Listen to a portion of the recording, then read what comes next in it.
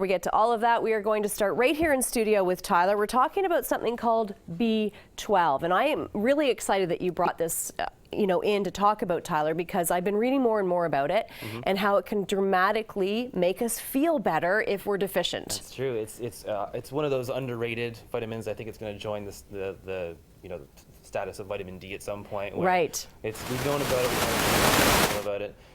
The other thing too is that a lot of people just view vitamin B12 as like if you have a deficiency, you have anemia. If you don't have anemia, it's fine. Like there's nothing else to consider about it, and there are a lot of things to consider about it that are often overlooked.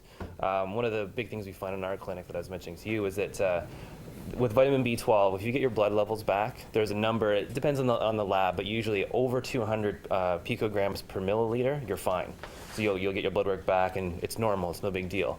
What they're finding basically now is that there's not necessarily this like black or white cutoff. A lot of people will still experience the symptoms of deficiency, despite the fact that the number is over 200. So we have a lot of people that until they're like 4 times that number, like 800, 900, they're still experiencing depression, anxiety, insomnia.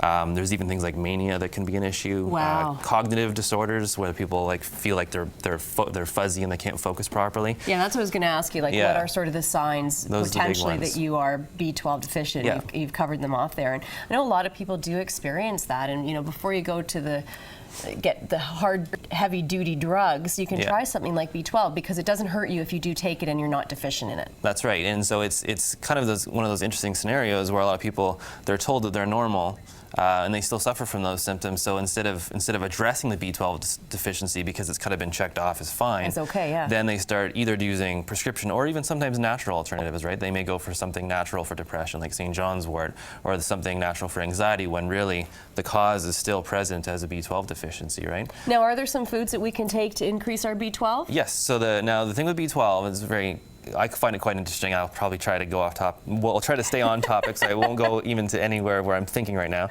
But with B12, it is only synthesized by bacteria. So that's the interesting thing about it. It's the only vitamin that is literally only synthesized by bacteria. So in the case of animals, herbivores specifically, the only way that they get B12 is because they don't eat animal products, and that's really the only foods that it's present in, is their own gut bacteria produces B12, and they either regurgitate and re-eat. Sometimes they'll re-eat their feces. It sounds kind of gross, but that's the only way herbivores are able to do this. Whereas with animals who are carnivores, they basically get the B12 from those other animals that have already had it in their tissues. What talk present. that translates for people who are vegetarians. Yeah, exactly. So in a nutshell, basically, we'll leave that one alone. You either have to eat animal foods, so milk, fish, different types of meat, that type of thing, even eggs, they'll have B12 in it. As far as plant-based B12 goes, the only time you even get remotely tiny concentrations of B12 in plant foods is if there's like dirty soil on the outside, like you haven't washed off the dirt, the bacteria from the actual plant you're eating. That's pretty tough for vegans.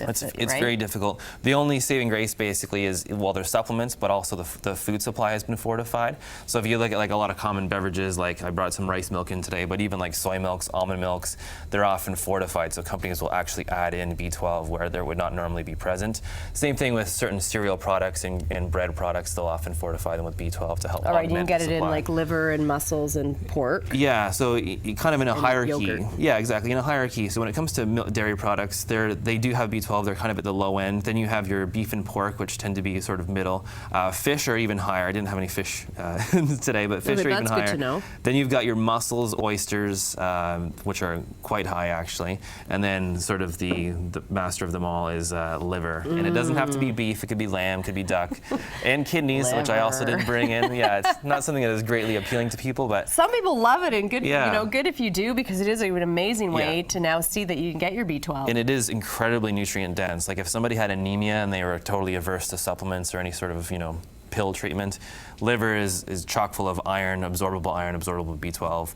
It's just, some people have a hard time getting past it. But you can also increase it by the means down here. We're going to talk about that. So you've got a liquid one. Is there an advantage to that? The only advantage is with a liquid, and this also applies, I'm getting ahead of myself here, to the sublingual, is that there are a lot of B12s you swallow. So basically, you take them like any other pill. You put them in your mouth, you swallow them, and they basically absorb through your intestinal lining. B12 is notoriously difficult, like by far the most difficult nutrient to absorb at all. Like, it's incredibly hard. So the advantage of the liquid and the sublingual, which is a lozenge basically, is that you park it under your tongue, and instead of having it absorb through the intestinal lining, what happens is it absorbs through the fine capillaries under your tongue. Okay. So all those, like, you know, if you flip your tongue up, you can see all the vasculature under there. What happens is the B12 literally finds its way into your blood supply, you know, under your tongue, sublingually essentially. So the advantage of the liquid is it serves that purpose. So if you take the liquid, you want to park it under your tongue, you don't want to swallow it. The only downside with the B12 liquid is it tends to be a bit more expensive, and it also comes with preservatives because it has to. It's a government mandated thing. They put sodium benzoate in it. So we actually recommend with most of our patients to do the sublingual version, which is basically the lozenge. So same thing, you park it under your tongue, but it's more cost effective. It doesn't have the preservatives. And then lastly, the injection is the best way by far, because even the sublingual lozenges, even though a dose of any of these products up here have about 500 days worth of B12, that's a lot of B12 packed into one pill, the absorption is still extremely terrible. Like, you're talking like 1-2% absorption. Like, Right, which is why you have to take it daily. You take it, the high dose is exactly So you can get daily. a shot, and that gives you like... A shot is about, about the same, almost 500 days worth of B12, but all of it absorbed into your bloodstream. It's, you know, pumped right into your veins. And then you get an idea right away, right? How you react to that. If it brings, hey, I'm ready to go, exactly. you'll feel it. So I had mentioned that range earlier on, which is about 200 to 900 picograms per milliliter. That's a big range, and people can be all over that range. And one person will be, say, at 500 and be great. They'll have no problems with deficiency symptoms, no depression, no anxiety. Another person at that same number will have problems. So you can actually use the injection as a gauge, like you're saying. So if somebody comes in and their blood work is normal, so say it's 300, which is, you know, 100 more than what is considered the bottom for normal, they'll get the injection, and if they go home that night and then 4 hours later they have better mood, better energy, they have a good night's sleep, they know that was kind of like surged their system to the point where they know that they are probably deficient for them. It's fascinating. We can keep talking about it. B12, and I think, you know, do some research, find out about if you're experiencing some of these symptoms and issues. It's something you want to look into, and the way to do that is head over to Full Circle Healthcare on Upper Centennial Parkway. You can call them at 905-930-7769, fullcirclehealthcare.ca, and you can also follow them on Twitter.